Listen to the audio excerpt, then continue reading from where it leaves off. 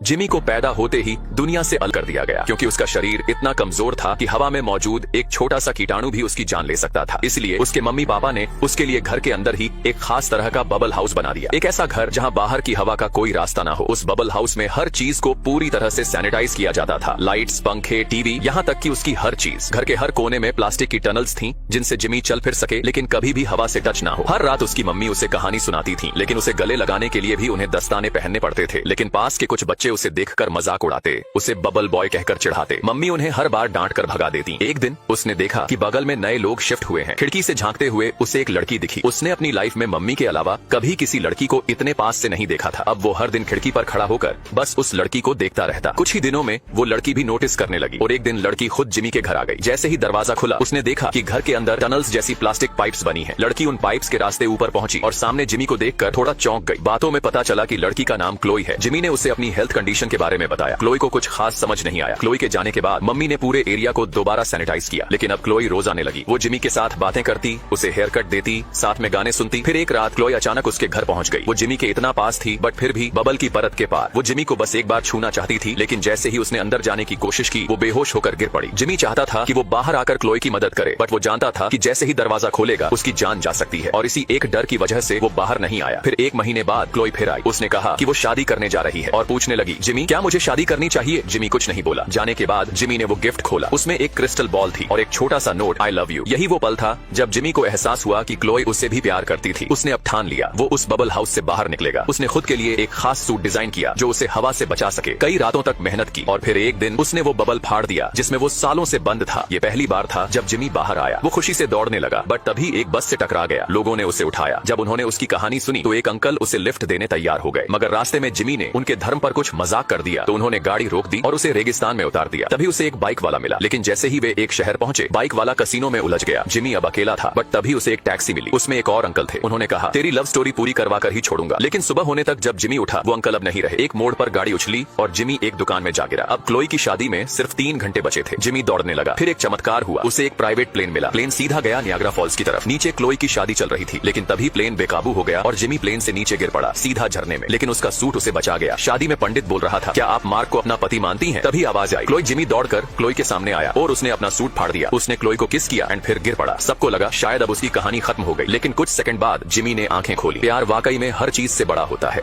ये छोटी लड़की जैसे ही उस बड़े आदमी से बचने के लिए भागी वो डर के मारे सीधा एक आधे कटे खीरे के अंदर जा घुसी। लेकिन उसे क्या पता था कि अगले ही पल वो दानव उस खीरे को उठाकर अपने मुंह की तरफ ले जाएगा। किस्मत से उसी वक्त एक अच्छे दिल वाले बूढ़े जायंट ने फुर्ती से उसका हाथ पकड़ लिया और झूठ बोल दिया कि ये खीरा तो सड़ चुका है, इसमें कीड़े हैं, इसे मत खा। वो सुनते ही डर गया कि कहीं उसे पेट खराब ना हो जाए। उसने तुरंत खीरा फेंका और टेबल से हरी वाली सॉफ्ट ड्रिंक उठाकर वहाँ से चला गया। अब लड़की ने चैन की सांस ली और बड़ी मुश्किल से खीरे से बाहर निकली लेकिन पूरा शरीर चिपचिपे रस से भर गया था। बूढ़े जायंट ने उसे धीरे से उठाया, एक बड़े से वाटर टैप के नीचे ले जाकर अच्छे से धोया और फिर आग के पास बैठाकर उसके कपड़े सुखा दिए। फिर उसने लड़की को इंसानों की दुनिया वापस भेजने का प्लान बनाया लेकिन उसे पता नहीं था कि आगे जो होने वाला है वो कितना खतरनाक होगा। दरअसल वो जायंट इस पूरे देश में सबसे छोटा था इसलिए बाकी जायंट्स उसे हमेशा तंग करते थे। अब बस यही मौका था। जब बाकी जायंट्स दोपहर की नींद में थे तो वो चुपचाप लड़की को लेकर निकल पड़ा लेकिन लाख संभलने के बावजूद एक सतर्क जायंट ने उसे देख लिया और पकड़ लिया मजाक उड़ाने के लिए। अच्छा ये रहा कि लड़की एक कंबल के नीचे छिपी थी और इतनी छोटी थी कि किसी की नजर नहीं पड़ी। जैसे ही मौका मिला वो एक पुरानी कार में जाकर छिप गई। तभी एक हट्टा कट्टा जायंट ने उस बूढ़े को उठाकर जबरदस्ती ट्रक में डाल दिया। सामने वाली पहाड़ी पर एक और जायंट 2 कबाड़ कारों पर खड़ा था। ट्रक वाला जायंट जैसे ही बूढ़े को नीचे धक्का देने लगा वो दौड़ पड़ा। बूढ़ा नीचे गिर गया और ऐसा लग रहा था कि अब उसका बचना मुश्किल है। दूसरा जायंट फुल स्पीड में उसकी तरफ दौड़ रहा था मानो जान से ही मार देगा लेकिन उसे ये नहीं पता था कि उसकी दाहिनी टांग के पास वाली कार में वही लड़की छिपी हुई थी। लड़की ने तुरंत स्टीयरिंग पकड़ा और जान बचाने के लिए तेजी से घुमा दिया। फिर जो हुआ वो देखकर दिल खुश हो गया। बूढ़ा उस टक्कर से बच गया। बाकी जायंट्स को ये देखकर बहुत बुरा लगा और वो फिर से उसे तंग करने ही वाले थे। तभी आसमान साफ होते हुए भी अचानक मूसलाधार बारिश शुरू हो गई। जायंट्स का देश दुनिया के किनारे पर है। वहाँ जब भी तूफान आता है बिजली गिरने का खतरा होता है। थोड़ा सा भी लापरवाही हुई तो जान जा सकती है। इस वजह से सब जायंट इधर उधर भाग गए और बूढ़े को तंग करना छोड़ दिया। बूढ़े ने जमीन से लड़की का चश्मा उठाया और दोनों इंसानों की दुनिया की तरफ वापस निकल पड़े।